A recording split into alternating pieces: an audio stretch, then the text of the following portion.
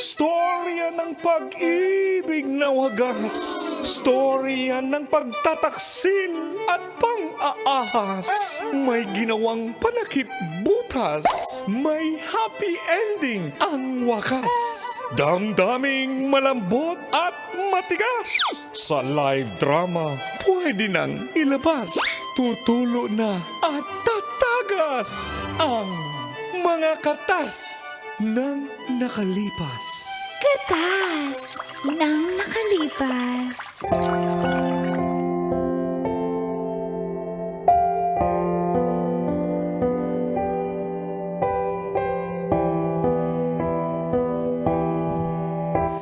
Dear Uncle Dago. And Tita Tanya Chinita.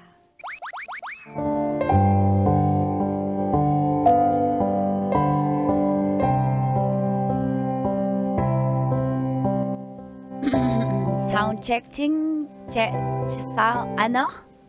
Sound check, testing, 1, 2, 3. Sound chicks? La. Pala akong caption pa. Sorry. Napakalutang. Mahilig mag-flex si Felix. Feel good morning po. All in tits as ala. At sa lahat ng masama ang pakiramdam, parang si Tita, na mahilig manood at makinig sa programang Mga katas ng nakalipas. Ako po si Kankan, Ay kan. 38 years old ng Tanza, Cavite. Single mom po ako at matagal na akong hindi na nakikipag-date o kaya nagjojowa. Ganun ba? Matapos po yung relasyon namin ng ex ko at hindi na nga po ako nag-boyfriend ulit. Pero habang lumalaki po ang aking anak,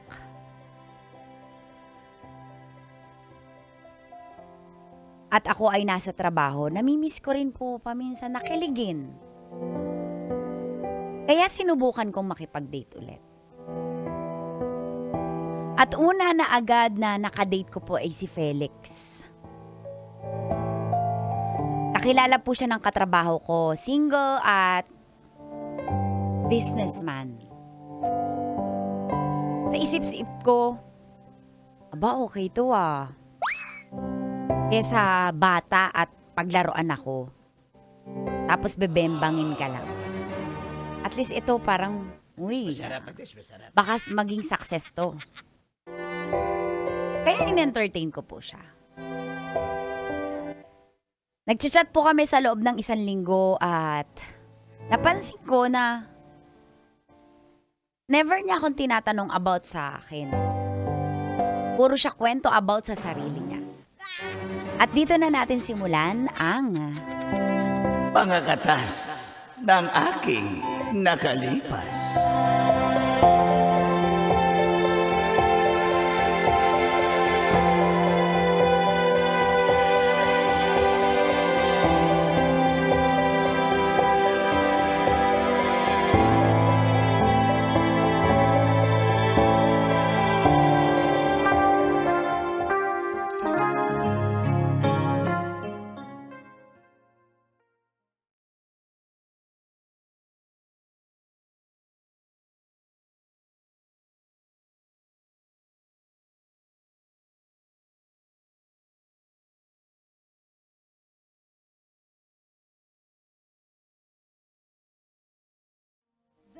ano yun? Sinasabi ko lang sa'yo na, baka Boracay trip ako or Palawan trip. So, kitang isama sana kaso... Choppy yung line mo. Hello? Choppy, hello. Bakit choppy Ayan, ba? ayan. Okay na. Hello, yan. Yan. Okay. Sorry. Baka mag-Boracay or Palawan trip ako. Business trip. Gusto ko na isama sana Lagi bang ganyan na nagbuburakay ka? Ikaw, parang nagta-travel sa line of work mo? Depende. Minsan tao ko na pinapapunta ko. Tinatamad na akong bumiyahe Bakit ngayon pupunta ka Minsan- ng Palawan? Tsaka ba? Wala lang. Gusto kong mag-unwind at baka Mga lang, Oo, pwede ang ka. sarap naman ng trabaho mo kasi may pera ka na, nakakapasyal ka pa. Yan ang iniisip nyo talaga, mindset nyo. Kaming mga CEO, hindi madali yung trabaho namin. Kasi, syempre, pupunta ka na, business meeting naman. Di naman for, ano lang eh, for pleasure lang yan eh. Mm-mm-mm. Tsaka, last year kasi, nag-Europe tour na ako. Wow! Eh, Talaga, pati ibang bansa? yeah, Ang lagi ako. galing naman, siguro sobrang yaman mo, no? Di naman, grabe ka. Porque ba may sports car, mayaman na? Hindi ba yun? McLaren? Di ba McLaren yun? lang naman. Hindi Ano ba lang? yung sukatan na mayaman ka? May sports car, tapos nakakapag-travel Europe? Hindi na, kaya nga mayaman na ba yung ganun? I don't think so. Ano lang, baka talagang grit and grind lang yan. Diskarte lang ba, kumbaga. Ganun Eh, pala. Tsaka, mahilig ako magmotor eh. Mga big bike, 1,500cc, yung mga, ay, huwag mo sabihin ha, pero atin lang to ha. Na-try ko na kasing patakbuhin ng 200 kilometers per hour yung motor ko. Sa expressway. Grabe. Siguro kung wala akong helmet, baka tumalsik na yung mga laway ko. Oh, okay ka lang ba dyan? Hindi ko kasi alam, ako kasi hindi naman ako mahilig sa motor, so hindi ko Ah, gusto kung isasakay 200. kita, gusto Gaano mo? bang kalahaba katuloy yung 200?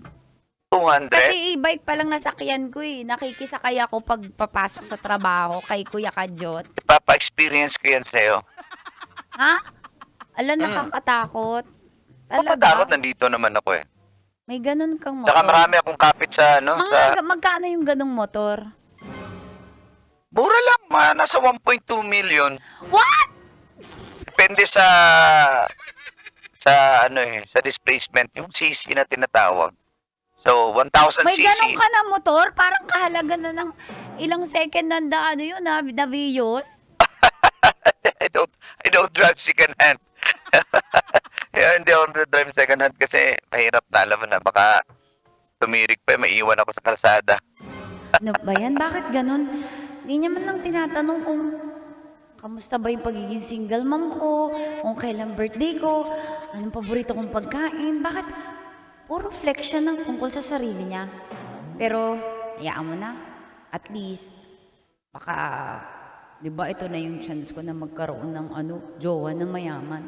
Sige nga, tanungin ko pa siya. Ay, saan ka nakatira? Ngayon, dito ako sa condo. May condo ko sa BGC. Meron din ako dyan sa may Marami kang kondo? MOA. Di naman, 5 lang naman yun. Marami na ba yung 5? Sa Onti ba yun? Makati meron, sa QC meron ding isa. Magkano ba isa ng kondo? Depende. Depende sa lugar. Depende rin sa building. Eh, kung mga bago yung unit, talagang mahal yun. Wow, grabe. Ang dami mo namang, mo. Mahirap maging CEO kasi. Mahirap talaga, pero kinakaya ko naman. O siguro napakatalino mo, no? Di naman. Tsaka bakit ganon? Medyo, cum laude lang. Di ko nakuha yung summa. Cum laude lang. Cum laude lang. Ano ba pinakamataas? Summa, I think. Suma. Oo. Sobrang talino mo. Di kasi ako pumapasok sa school Saan eh. ka ba nag-aral ng college? Nag-Harvard ako eh. Harvard, saan yun? Abroad. Di mo alam yun. Hindi kasi hindi nga ako nakatapos ng college eh. First sem lang ng first year. Uy, sayang naman. Ano ba? Kasi nag-asawa na ako, tsaka nga, ito, single mom ako. Wala ka bang tatanong sa akin? Okay. Ganito. May tanong ako. Nakapag-abroad ka na ba? Hindi. Hindi Wala pa. nga akong passport eh. Ganun ba? Alam mo, Australia na ako. Punta na ako ng Japan. Nag-Europe tour na ako. Paris, France. Ganda dun. Switzerland, ang ganda dun. US, of course. Canada. Nakarating na ako. Dami mo naman Southeast Asia, hindi ako masyado pumupunta dyan. Except Singapore, kung may business meeting. Vietnam, Thailand, di ako masyado. Parang Pilipinas lang din yan. Cambodia, mga ganun. Oo. Oo. Ano ba, may tanong ka pa ba? Kung wala kang tanong, may Ano sasabihin ulam mo? pa kasi ako. Ano ulam mo kanina? Wala, nag-order lang ako. Sana tanungin niya rin ako kasi nagugutom na ako para magpadala siya ng pagkain. Ano ulam mo? Ulam ko? Wala, ano lang, salmon belly na, Salmon, mahal yun, di ba? grilled, yeah, salmon. Mahal yun, di ba? Mura lang. 1.5 lang yung order ko eh. 1.5 lang? O, isang kain. Ako nga 40 yung binibili kong meal dito sa trabaho eh. Ano ba yung kinakain? May makakain pa ba sa 40 pesos ngayon? Munggo, tsaka kanin. Baka magka-gout pa tayo dyan. Grabe ka naman magtawa, gulay naman yun. By the way, may mga projects kasi ako sa, alam mo na, mga kapit natin sa gobyerno. Kaya medyo kumikita. Talaga? Malakas Oo. yung kapit mo? Oo naman. Ano lang, basic lang yan. Pag may kapit ka dyan, siyempre may power ka. May pera ka. Ganun lang yun. Talaga? Ang Ikaw, galing. may kapit ka ba sa government? Wala, simpleng tao lang ako eh. Buti Hindi pa nga ako, may kapit ako sa government. Hindi nga ako kilala ng kapitan namin eh. Nahirapan nga Kapitan? ako kumuha ng ng barangay clearance eh. Yung kapitan sa amin, Diyos ko, every time bago mag-eleksyon, lumalapit, papalambing, sponsor, donation. Ay, nako. Kaya, wala. Kahit saan ako mag-park sa barangay namin, walang problema. Wow, sobrang galing mo naman. Wala ka bang gustong itanong sa akin? Tatanong ko lang, may gagawin ka pa ba? Wala. Okay, sige. Ako meron eh. Babay na muna ha. Okay? Sige. Salamat.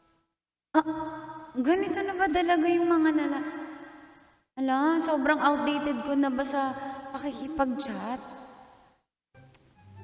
Ay, naku, sige. Bigyan ko pa siya ng chance.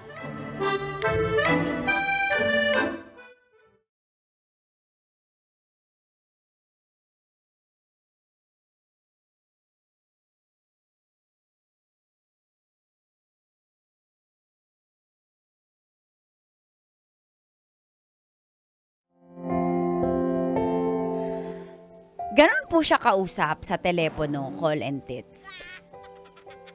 At sa araw-araw naming pagtatawagan, never niya po talaga akong tinanong about sa pagiging single mom ko na yung iisang beses.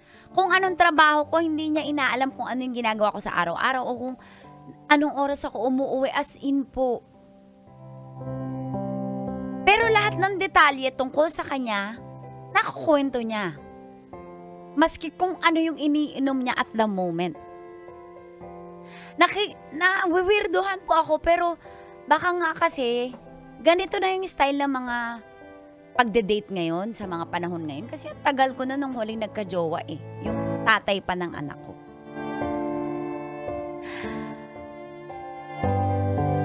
Pero noong mga sumunod po, hinayaan ko na lang. At isang beses, nagka-problema po ako sa kapitbahay ko. To the rescue naman si Felix.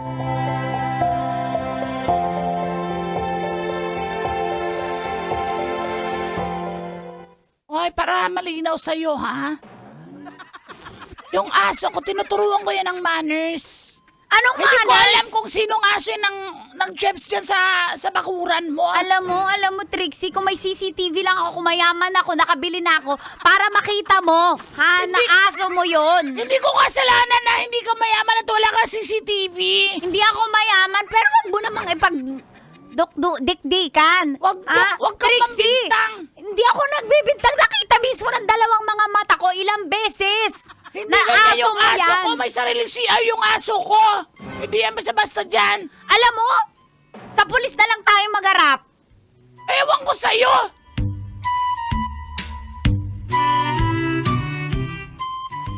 Ha? Ganun ba? Oo, nasistress na ako eh. Nakakainis. Alam mo, Hindi ko alam kung paano ako makakalay sa kapitbahay ko na to na toxic kung aalis ba ako. Sa tingin mo, lilipat na ba ako ng kondo? Oh, alam mo, yun yung advantage. Di ba may kondo ka? Yun yung advantage pag nasa condo ka kasi walang gulo eh, walang pakialaman, yun yung gusto ko eh.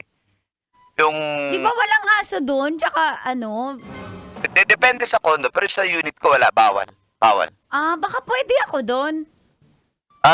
Sa unit ko, actually pinarenovate ko pa kasi, kaya gusto ko kasi yung mga Kasi aesthetic. nahirata talaga sa kapitbahay. Hindi niya daw yun, sa kapitbahay ko, hindi niya daw yun aso. Nakita ng dalawang mata ko ilang beses na aso niya yun. Sabihin mo sa akin, Stress na ako eh. Ano, ididemanda ko ba? anong gusto mo? May mga kapit ako, mga general. Oh. May mga kaibigan tayo, mga senador, mga congressman. Sabihin mo lang. Ano pwedeng gawin? Sabihin mo kung anong gusto mong gawin kasi may mga contact tayo. Sabihin mo lang. So, ipakulong natin yan. Kulong agad. Ano pa bang gagawin natin sa mga ganyang klaseng tao? Wala silang breeding. My God. O sige, i-update kita. Pag-iisipan ko muna ha. Sabihin mo kasi dinadial ko na si General. Ay, hindi naman. Huwag naman pakulong agad kasi baka Wait lang, sumagot eh. Hello, General? Okay. Ganun ba? You're in the meeting. I'm sorry. Sinagot mo pa. Okay, sige. Sorry po. Sige, I'll call you back. Hindi ko naman gusto magkaroon ng kulungan, ng demandahan. Ang gusto ko lang sana mag-sorry lang man yung kapitbahay ko na si Trixie sa akin. Magsusorry yan pag nasa pag behind bars na siya. Ano? Hindi Sabihan mo ako, ha? Oo, salamat Felix kasi naramdaman ko na concern ka sa akin. Siyempre, napamahal ka na sa akin eh. Di ba, mahal? Aha. Sige, thank you ha. Wala man lang mahal dyan. Mahal rin tawag ko sa'yo. Sige. Ayoko nang tawagin kan-kan. Talk to you later ha.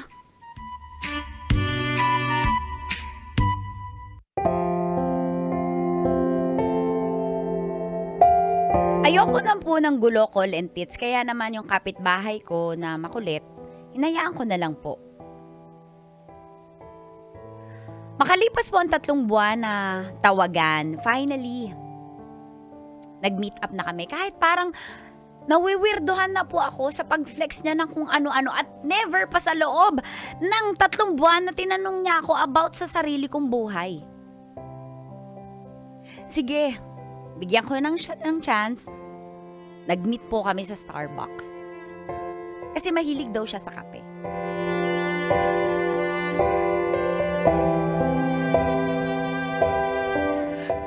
Tapos yun na nga, nung nag-business meeting ako sa Australia, I was in Sydney, pumunta ko Melbourne, then nag-Brisbane. Dami. Ay, my gosh. By the way, naiwan ko pala yung card ko. Yung ATM ko. Pwede ikaw muna magbayad ng kape natin? Pamasahe lang yung dala ko eh. Naku, wala eh. Hindi ako nagdadala ng cash kasi. Cashless na kasi yung mga transactions ko eh. Para, alam mo na. Meron may ako dito trace. 500 cash. Ano ba yan dyan? Pwede na yan 500. Pwede na yan. Kala ko ba CEO ka? Ganyan yung mga CEO. Tsaka nasa yung sasakyan mo. Parang wala naman nakapark na sports car o big bike dyan sa labas. Yun ba? Tara, ihatid na kita. Let's go. Halika, sakay. Pasensya ka na, ha?